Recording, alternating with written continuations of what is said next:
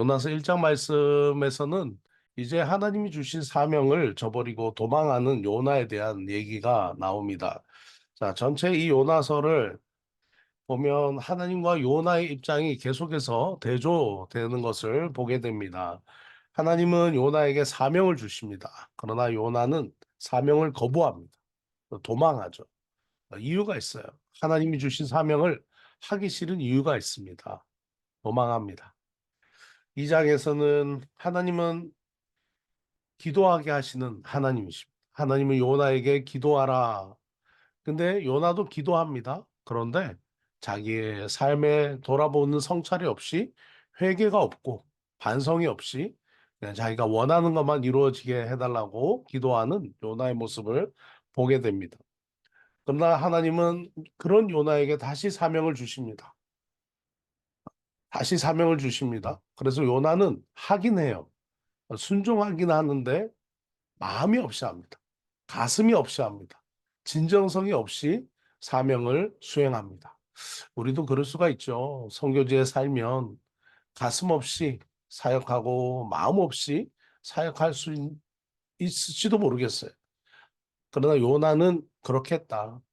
마음 없이, 가슴 없이, 진정성 없이 그냥 내 업무가 이거니까 그냥 회사 다니듯이 건성건성 그렇게 했다. 그러나 하나님은 그 요나에게 하나님의 마음을 가르쳐 주세요. 하나님은 하나님의 진정성이 무엇인지, 하나님의 깊은 마음이 무엇인지 요나에게 가르쳐 주십니다. 그때 요나는 하나님의 마음을 드디어 배우게 되죠. 그래서 요나서 4장에서 하나님의 마음을 배우고 난 요나는 침묵합니다. 그리고는 행동합니다. 그러니까 하나님의 사명자의 삶에서는 그렇게 말이 많이 필요 없다.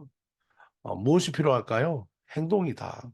자, 오늘 1절 말씀, 1장의 말씀을 이 5문단으로 나눌 수 있을 것 같습니다. 자, 1절 말씀 보겠습니다. 여호와의 말씀이 아미떼의 아들 요나에게 임하니라. 자, 1절부터 3절까지 내용은 뭘까요?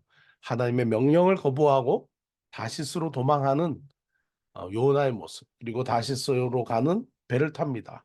자, 하나님의 사명은 무엇이었습니까? 하나님이 주신 사명은 2절이죠. 일어나 저 큰 성읍 니느웨로 가라. 하나님 말씀하시죠. 그리고 외쳐라. 그 악독, 죄악이 내 앞에 상달되었습니다. 그러니까 요나에게 원했던 것은 가서 니느웨로 가라. 그리고 외쳐라. 그 내용은 너희가 회개해라. 라고 말씀하신 거죠. 죄악이 가득했다. 너희들은 죄악이 가득하다. 라고 외치라는 거죠. 자, 그랬더니 이제 요나의 반응이 나옵니다. 3절에서 요나가 니누에로 가서 이렇게 나와야 되잖아요. 근데 요나가 뭐라고 어떻게 반응합니까? 재밌죠? 그러나 요나가 여호와의 얼굴을 피하려고 일어나 다시스로 도망하려 하여 니누에로 안 갑니다. 다시스로 갑니다. 욥바로 내려갔더니 마침 다시스로 가는 배를 만난지라 여호와의 얼굴을 피하여 그들과 함께 다시스로 가려고 백사슬 주고 배에 올랐더라. 참 사명을 하나님께서 주신 사명 니누에로 가서 외치라. 근데 요나는 사명을 거부합니다. 사명을 포기한 것까지는 아니었어요. 거부합니다. 그리고는 원치 않습니다. 자, 요나가 왜 사명을 거부했을까요? 자, 이것이 우리의 질문이죠. 사실은 아미떼라고 하는 아미떼의 아들 요나잖아요. 자, 이 아미떼의 뜻이 뭡니까? 진실이죠. 그러니까 요나의 아버지만큼 좋은 분이 없었어요.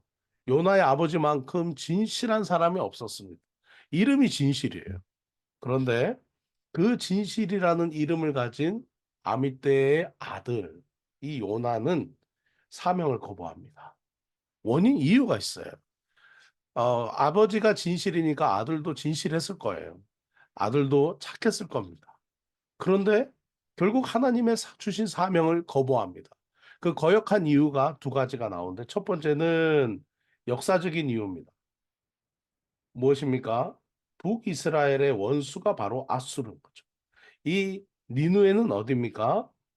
아수르에서 가장 큰 도시입니다. 어, 역사 어떤 분은 이제 니누에를 아수르의 수도라고 말하는데 수도 옆에 있는 큰 도시입니다. 그래서 수도는 아닙니다. 큰 도시 수도라고 얘기하면 안 이제 틀린 겁니다. 네, 아수르의 뭡니까? 큰 도시, 큰 도시. 아수르의 수도 옆에 있는 도시입니다. 자, 역사적으로 이 아수르는 이스라엘에게 원수 나라였습니다. 너무너무 잔인하게 이스라엘을 포악하게 다스렸죠.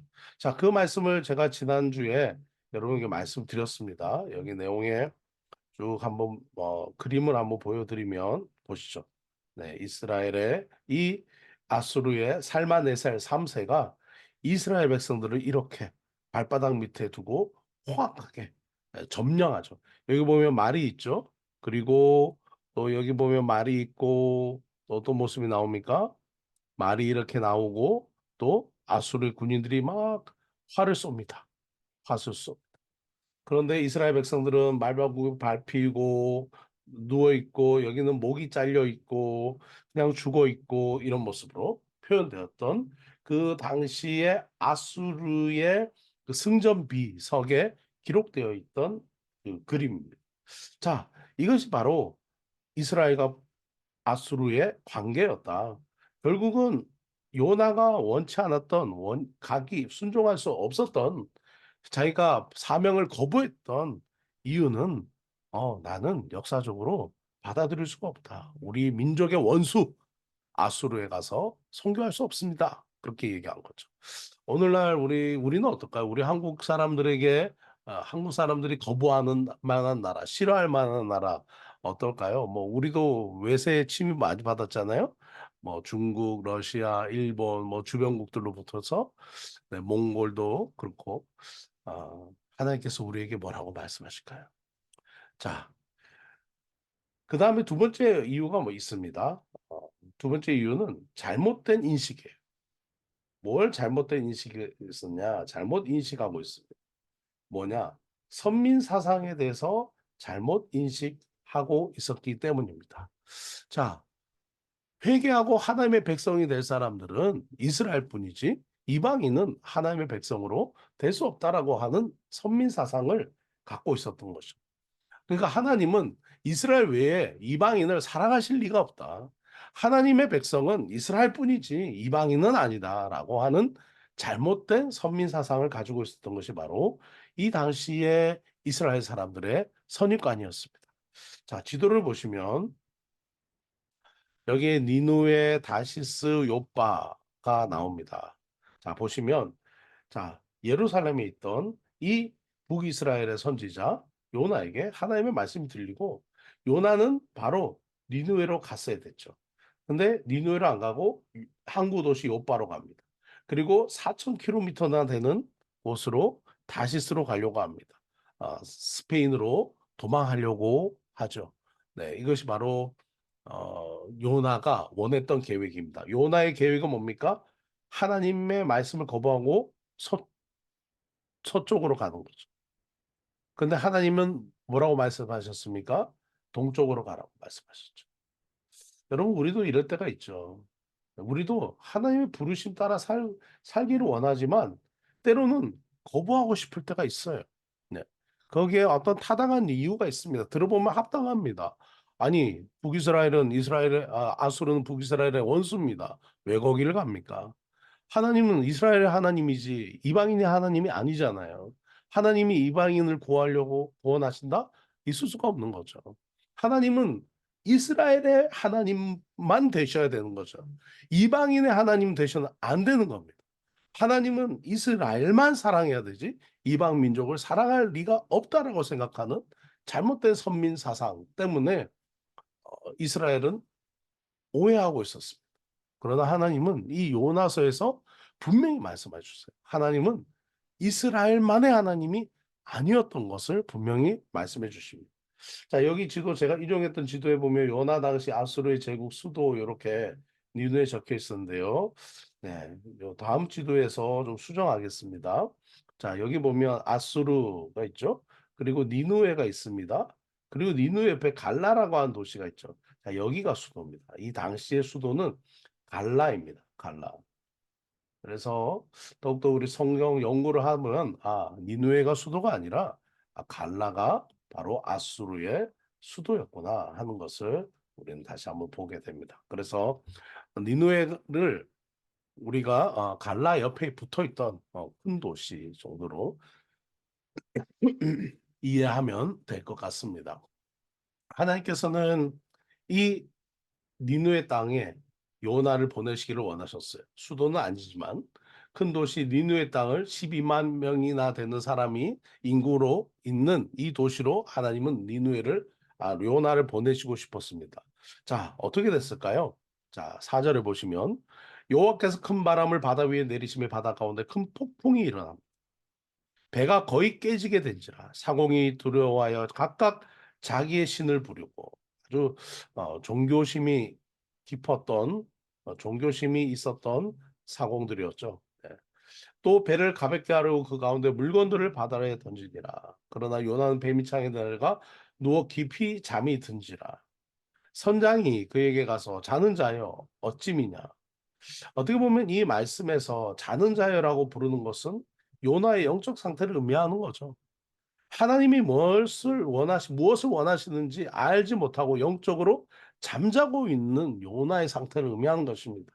요나는 선지자로 부름 받는 사람이었고, 그리고 하나님의 음성을 듣고 사명이 무엇인지를 아는 사람이었지만 그의 영적 상태는 자는 자예요. 그러니까 오늘날 우리의 교회가 우리도 마찬가지죠. 교회로 부름받고 또 교회 주신 사명이 있습니다. 성도의 사명이 있습니다. 그러나 세상 사람들이 볼 때는 자는 자 같은 교회가 되어서는 안 되겠죠. 세상이 볼 때 너는 하나님의 뜻이 뭔지도 알고 무엇이 옳은 것인지도 알고 무엇이 복음인지도 알지만 너의 모습은 자는 자 같다라고 세상 사람들이 그렇게 우리를 안타깝게 여기면 안 되겠죠. 자, 선장은 자는 자여 어찌미냐 일어나 기도하라 이렇게 말합니다. 하나님이 우리를 생각하사 망하지 아니하게 하시리라. 그러니까 하나님을 모르는 선장이 와서 선지자에게 기도 좀 하라고 하나님께 구하라 이렇게 말하는 참 일이 있습니다. 사실은 이 본문 말씀 우리가 참 깊이 묵상해 볼 만합니다. 오늘 우리의 모습, 우리 교회의 모습이 어떤지. 자, 7절입니다. 그들이 서로 이르되 우리가 제비를 뽑아 이 재앙이 누구로 말미암아 우리에게 임한지 알아보자 하고 참 중요한 일이죠. 뭔가 안 좋은 일이 있어요.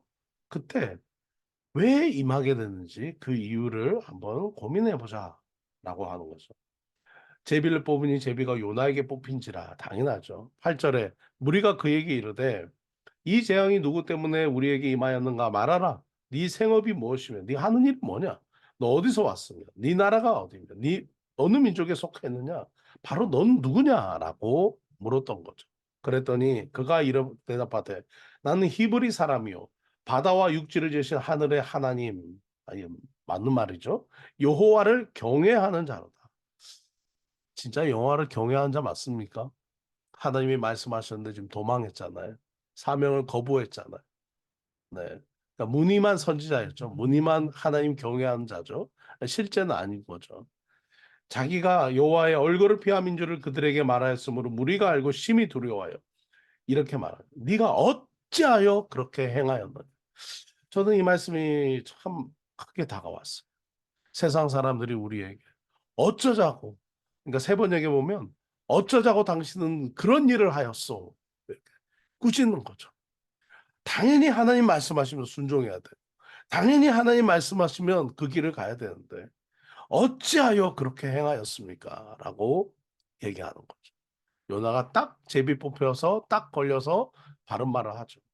그러니까 사명을 거부하고 도망했을 때 풍랑이 오고 고난이 왔습니다.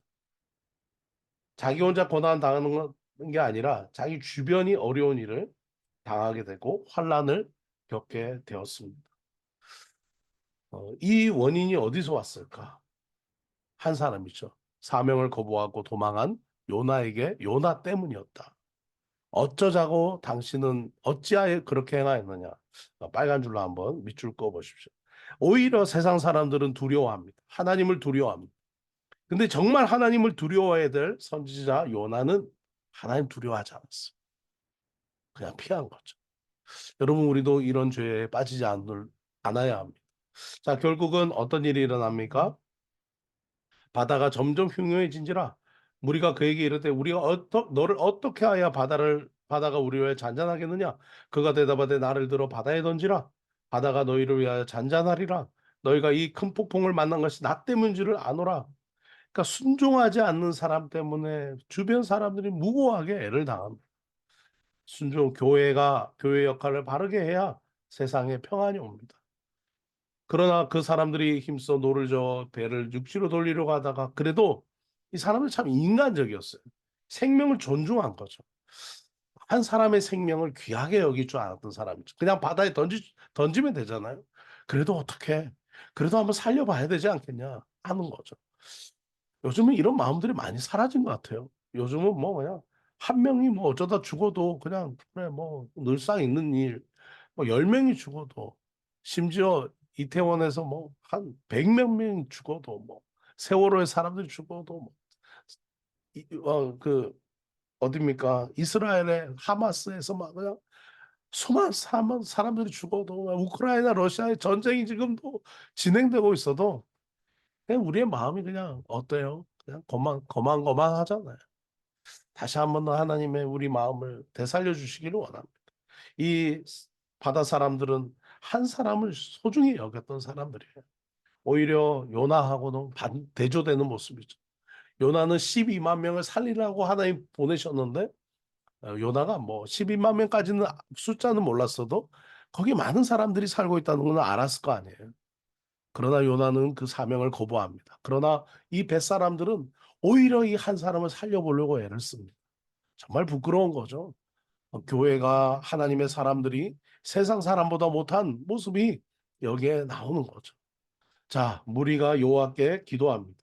여호와여 구하오니 이 사람의 생명 때문에 우리를 멸망시키지 마옵소서. 무고한 피를 우리에게 돌리지 마옵소서. 주 여호와께서는 주의 뜻을 행하심이니이다. 요나를 들어 바다에 던짐에 바다가 뛰노는 것이 곧 그친지라. 그 사람들이 여호와를 크게 두려워하여 여호와께 제물을 드리고 소원을 하였더라. 자, 여기 보면 무죄한 피를 우리에게 돌리지 마옵소서. 살인죄를 저질렀다고 우리에게 하지 마십시오. 우리에게 살인죄를 씌우지 마십시오. 뭐 얘기하죠.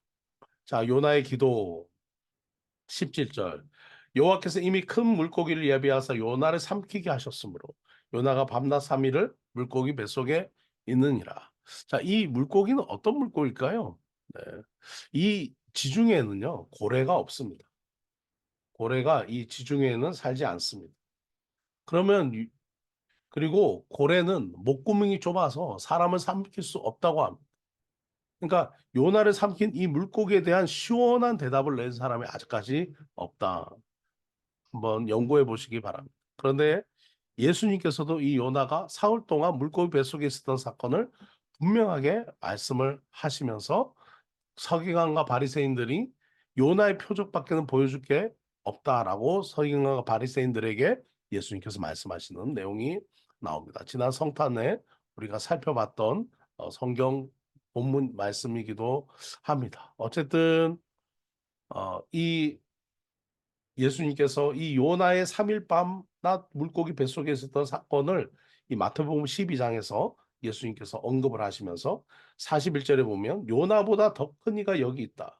심판 때 니누의 사람이 일어나 이 세대 사람을 정죄하리니 이는 그 당시 사람들은 요나의 전도를 듣고 회개하였지만 지금 요나보다 더 큰 이가 계시다라고 마태복음에서 분명히 말씀하시는 거죠.